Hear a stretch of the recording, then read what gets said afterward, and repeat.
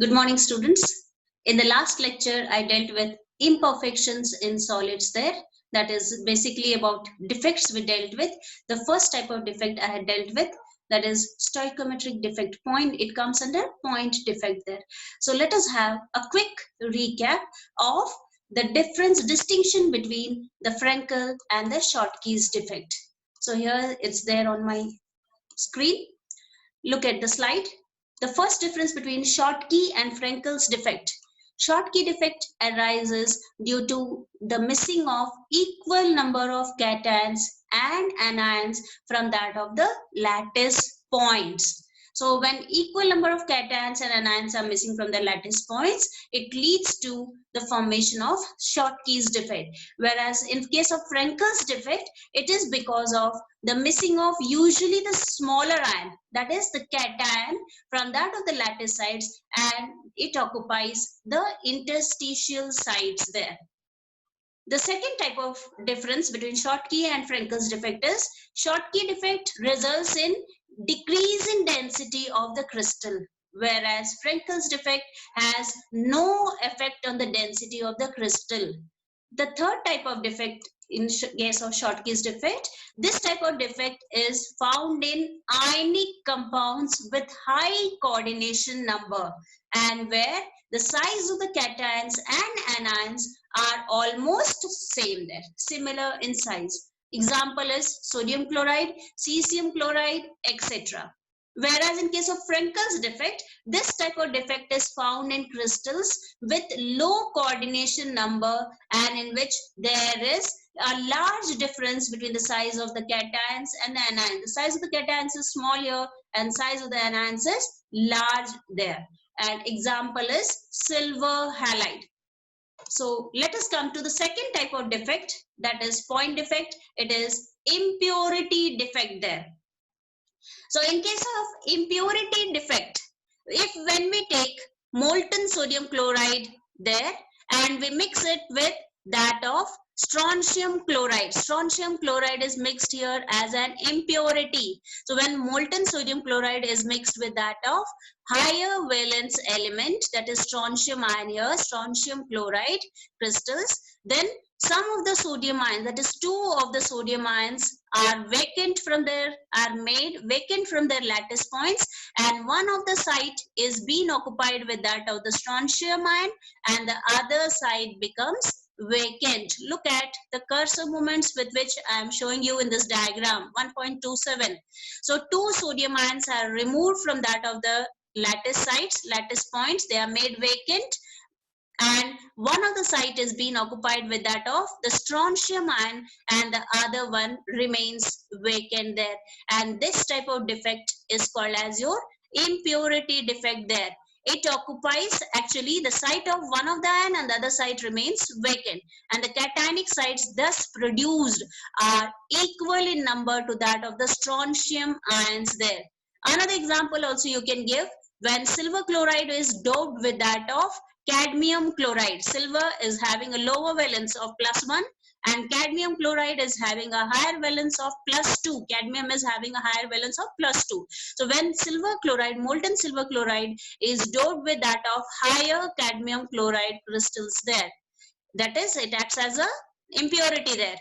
2 of the silver ions become vacant from their site and one of the site is being occupied with that of cadmium ion and the other site becomes vacant there. So this type of defect is called as your impurity defect. Look at the question. The question is, explain how vacancies are introduced in an ionic solid when a cation of higher valence is added as an impurity in it.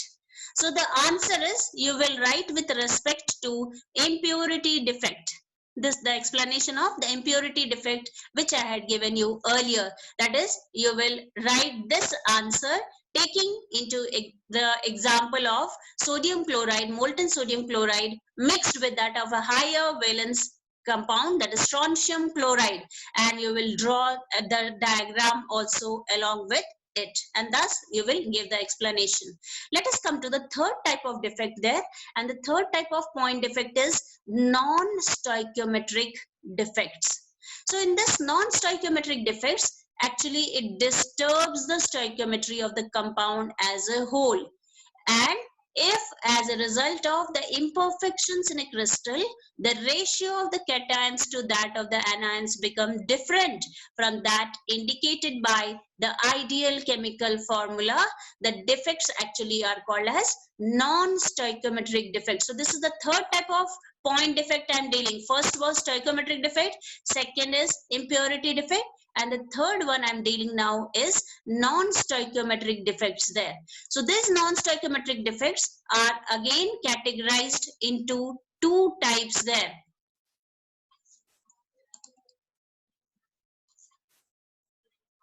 And the two types of defects are metal excess defect and metal deficiency defect. First is metal excess defect and the second one is metal deficiency defect. Then metal excess defect is again categorized into two. The first defect, that is of metal excess defect, is due to anionic vacancies. That is metal excess defect due to anionic vacancies. And the second one is metal excess defect due to the presence of extra cations. So we'll see this metal excess defect. They are again categorized into two. Metal excess defect due to anionic vacancies. Here it leads to the formation of F center. F has come from the German word Farbencenter, meaning color. It gives color to that of the compound there. So metal excess defect due to anionic vacancy is the first category, and the second one is metal excess defect due to the presence of extra cations. So let us first see the metal excess defect due to the presence of anionic vacancies there. So in this we'll see examples we'll take of alkyl halides like sodium chloride and potassium chloride. They only show this metal excess defect due to anionic vacancies there. So when we take sodium chloride crystals, when we take molten sodium chloride crystals, and when we take this molten sodium chloride crystals, and when we pass excess of sodium vapors through these molten sodium chloride there, when we take molten sodium chloride and pass excess of sodium vapors through this molten sodium chloride there, then we see that sodium gets deposited on the surface of the crystal there, that is of sodium chloride. That is, sodium gets deposited on the surface of the crystal, and this sodium ion then loses one electron and it goes to sodium in its ionic state by loss of one electron there. So sodium at its surface, it loses one ion from its outermost shell and it goes to sodium in its ionic state by loss of one electron, Na plus state. So sodium ions are available on the surface there. Chloride ions, they start diffusing out, coming out from that of the lattice points. You can see here is the diagram which has been shown in this depicted. These bigger ones, minus ones, are your anions and plus ones are your cations. The sodium chloride molecule it is. So Cl minus, it is the bigger one, and plus this is Na plus. So the sodium ion that is formed on the surface, these will attract chloride ions. Chloride ions will start diffusing out, coming out from that of their lattice points, and they combine with the sodium ion that is available here on the surface, forming sodium chloride. And the electron that is there here, E minus, that is given out here on the surface, that comes and takes the place of these vacant anionic sites there. So when they take the place of this anionic sites, the crystal results in giving you F center there. So F centers, what are F centers? The anionic sites occupied by the unpaired electrons are called F centers. So F center, F has come from the German word Farbencenter, for color. It usually stands for color.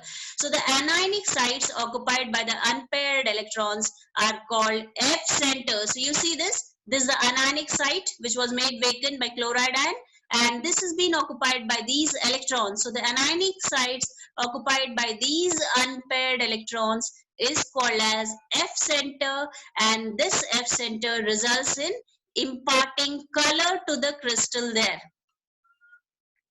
So the color that is imparted to this sodium chloride is yellow in color. So it imparts yellow color to the crystals of sodium chloride, and the color results by excitation of these electrons when they absorb energy from the visible light falling on the crystals. Similarly, excess of lithium makes lithium chloride crystals pink, and excess of potassium makes potassium chloride crystals violet or lilac blue in color. So here I explained you about the F center, that is metal excess defect due to that of anionic vacancies. Look at the question. Ionic solids which have anionic vacancies due to metal excess defect develops color. Explain with the help of suitable example. So you will take that molten sodium chloride example in your mind, and you will write, when molten sodium chloride is treated with excess of sodium vapor there, sodium gets deposited on the surface of that of sodium chloride there. So this sodium in turn, it loses one of the electron and goes to sodium in its plus state, that is ionic state, and the chloride ions start diffusing out from the lattice sites, and they combine with that of sodium ions to form sodium chloride on the surface, and the electrons that are emitted on the surface, they come and occupy the site of that of the vacant anionic sites there. This results in the formation of F center, and this F center is basically responsible for the color of the crystal. So sodium chloride crystals will emit yellow color there. This is how you will explain. Let us come to the second type of defect, metal excess defect, and this arises due to the presence of extra cations at interstitial sites. So interstitial sites are vacant spaces that are available there. So metal excess defect due to the presence of extra cations at interstitial defect. A common example you will take of zinc oxide. We know that zinc oxide is white in color at room temperature, but when it is heated, it turns to yellow there. Why? Due to the loss of oxygen there. You can see the equation. Zinc oxide, when heated, it loses oxygen there, and it gives zinc ion along with the loss of 2 electrons. Now, since there is excess of zinc in the crystal, the formula of this compound becomes Zn1 plus XO. So the formula of this compound becomes Zn1 plus XO.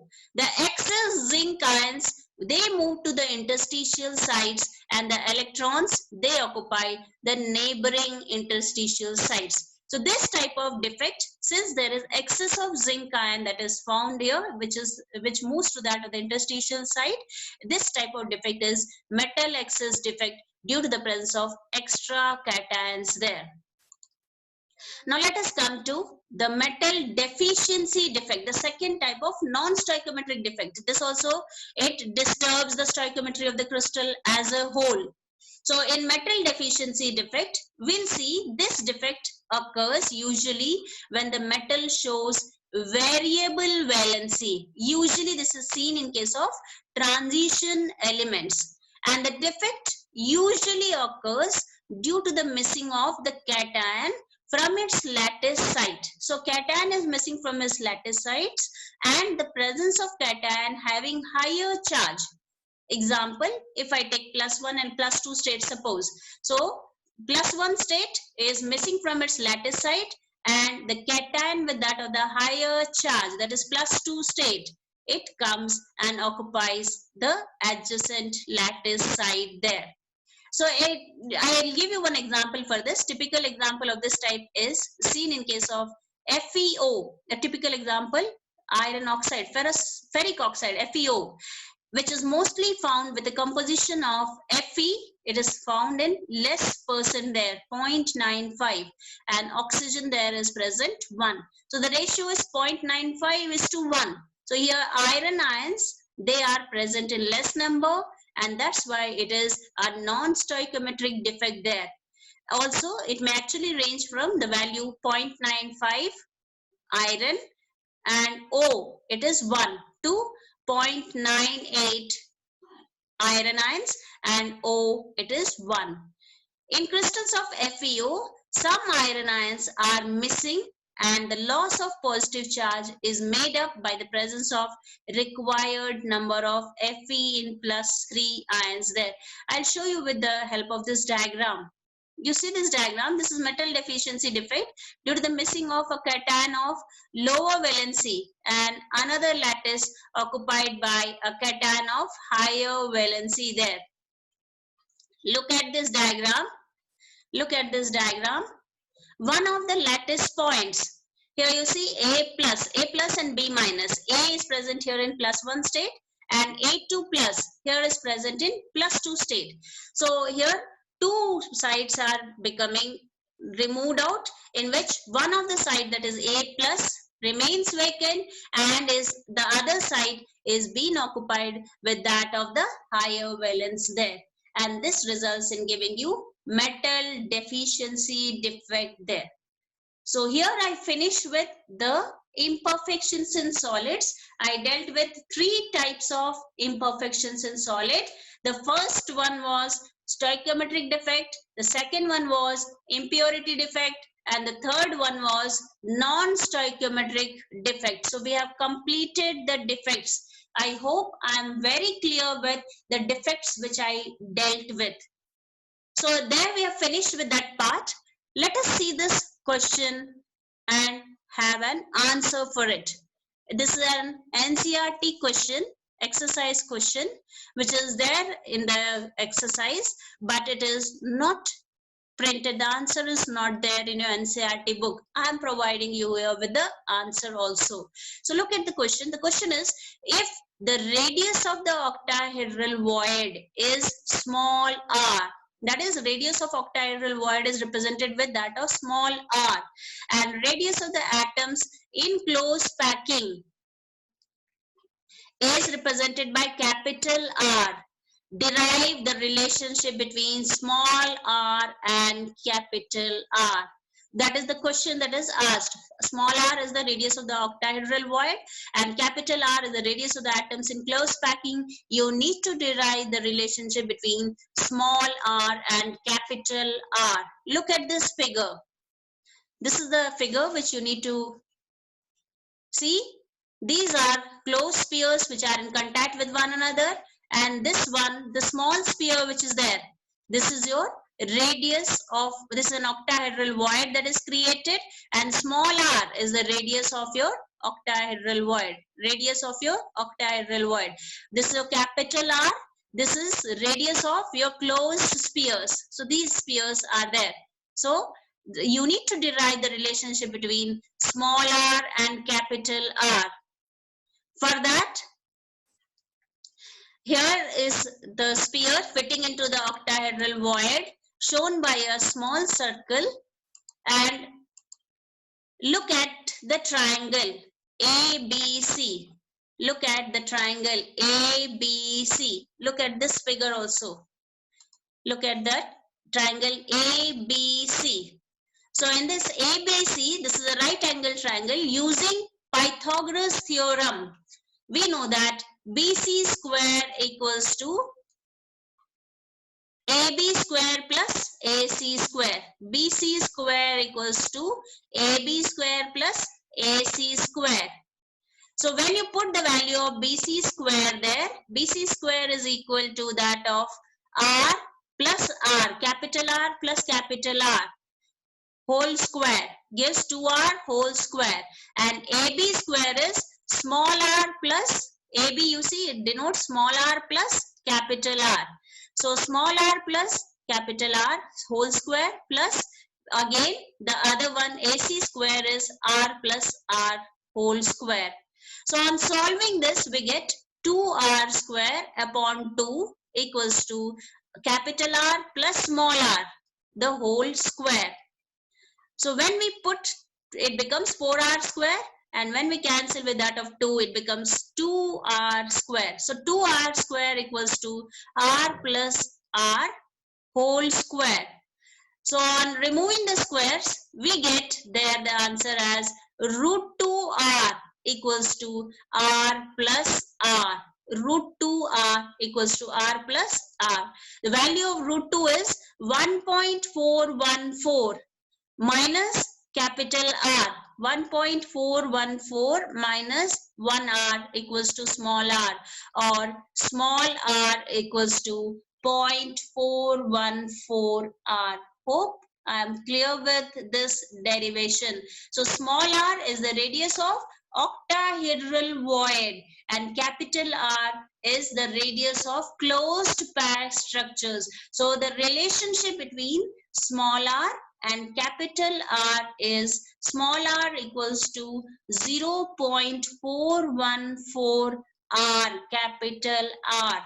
That is the relationship between R and R in case of octahedral void radius and radius of closed packed spheres, that is capital R.